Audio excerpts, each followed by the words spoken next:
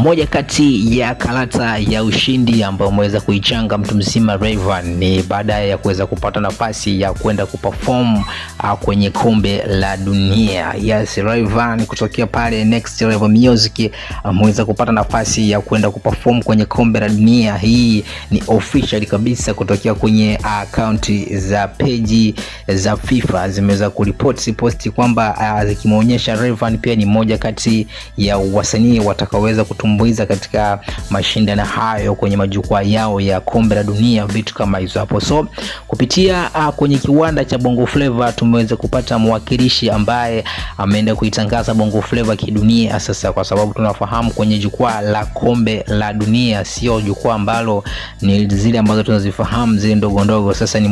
Sasa ni zamu ya Bongo Flava kwenda mbali zaidi ya pale ambapo imefika. Shout sana kwa mtu mzima Rayvanny Boy kwa kuweza kutengeneza historia ya kwa mtu wa kwanza kutokea Bongo Flava kwenda kufanya show, vitu kama hizo hapo bana. Hii ni historia ambayo ameitengeneza tena kwa wakati mwingine mtu mzima Rayvanny Boy Rayvanny, na baada ya kwenda kuchukua tuzo ya BET sasa ameweza pia kutengeneza njia ya kwenda kuperform kombe la dunia bana. Haya ni mafanikio ambayo anazidi kuyatengeneza na kuyapata mtu mzima Rayvanny Boy kupitia tasnia yake ya sanaa ya Bongo Flava, na hii yote ni baada ya kuacha maneno na kuanza kutafuta connection kubwa zaidi duniani kote, vitu kama hizo hapo bana.